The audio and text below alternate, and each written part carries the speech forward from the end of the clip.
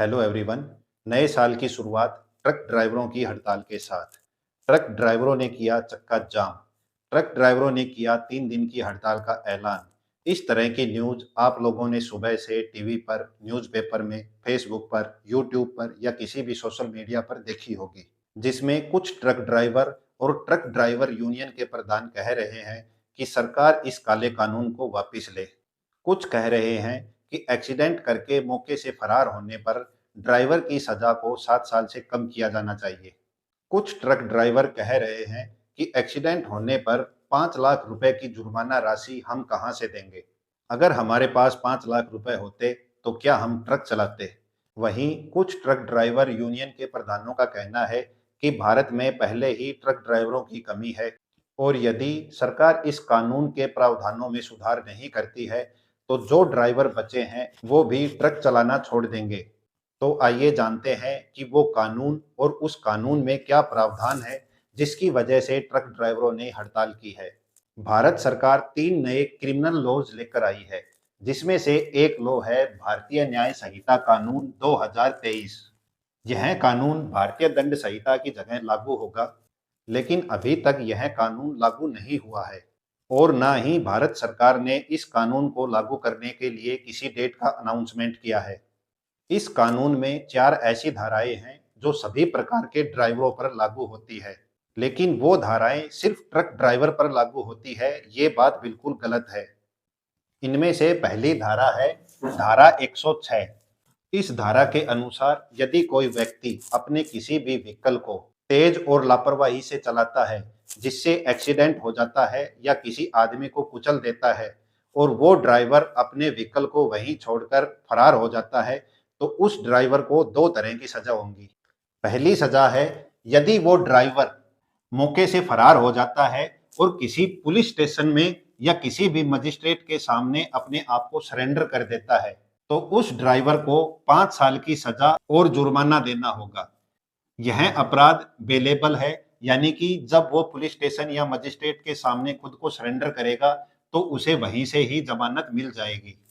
वहीं कोई ऐसा ड्राइवर है जो एक्सीडेंट करने के बाद मौके से फरार हो जाता है और नजदीकी पुलिस स्टेशन या मजिस्ट्रेट के सामने खुद को सरेंडर नहीं करता तो उस ड्राइवर को जब भी कहीं से पकड़ा जाएगा तो उसे 10 साल की सजा होगी और जुर्माना देना होगा। यह अपराध नॉन बेलेबल है। अक्सर ऐसा होता है कि जब भी कोई एक्सीडेंट होता है तो ड्राइवर मौके से फरार हो जाता है। ऐसा वो ड्राइवर इसलिए भी करता है ताकि पब्लिक उसे पीटे ना।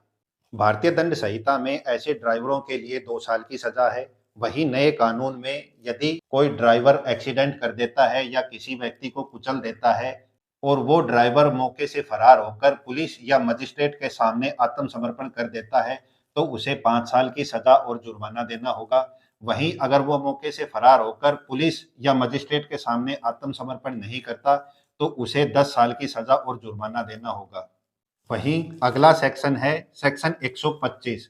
सेक्शन 125 कहता है कि कोई भी व्यक्ति अपने किसी व्हीकल को तेज या लापरवाही से चलाता है जिससे किसी आदमी का, किसी व्यक्ति का एक्सीडेंट हो सकता है या उसे खुद चोट लग सकती है तो उस ड्राइवर को 3 महीने की सजा होगी और 2500 रुपए जुर्माना देना होगा। वहीं उस ड्राइवर के द्वारा अपने व्हीकल को तेज और लापरवाही से चलाने पर यदि किसी व्यक्ति का एक्सीडेंट हो जाता है और उसे छोटी मोटी चोट लगती है तो उस ड्राइवर को 6 महीने की सजा होगी और 5,000 रुपए जुर्माना देना होगा।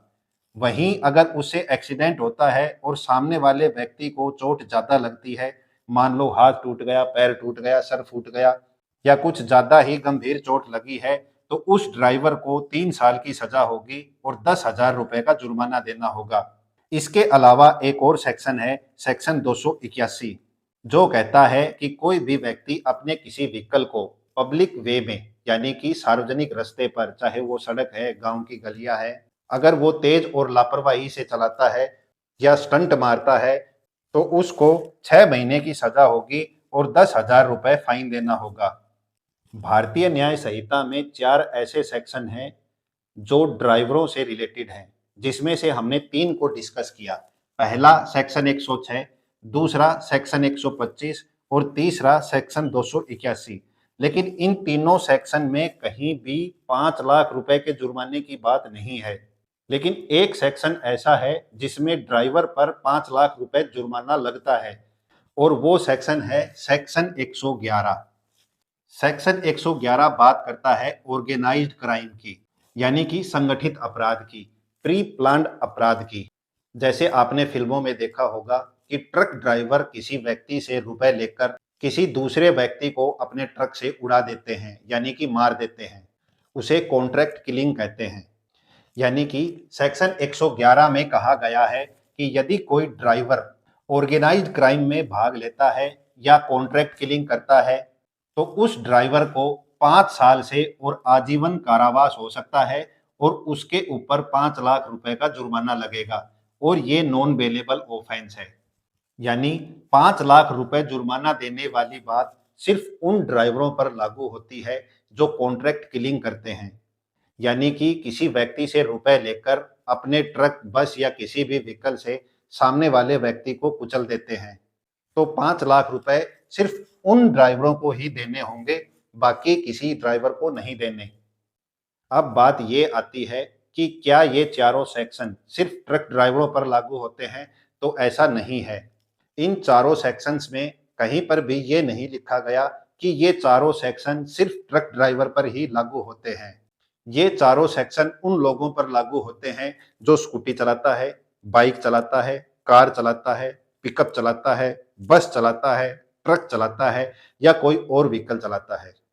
ट्रक ड्राइवरों ने और ट्रक ड्राइवर यूनियन के प्रधानों ने सेक्शन 111 को गलत इंटरप्रेट कर लिया, जिसकी वजह से ड्राइवर कह रहे हैं कि हमारे पास 5 लाख रुपए होते तो क्या हम ट्रक ही चलाते। उम्मीद है आप लोगों के ये चारों सेक्शन समझ में आए होंगे और आप लोगों को ये भी समझ में आया होगा कि किस सिचुएशन में किसी ड्राइवर को 5 साल की सजा मिलेगी, किस सिचुएशन में 10 साल की सजा मिलेगी और किस सिचुएशन में किस ड्राइवर को 5 लाख रुपए का जुर्माना देना होगा।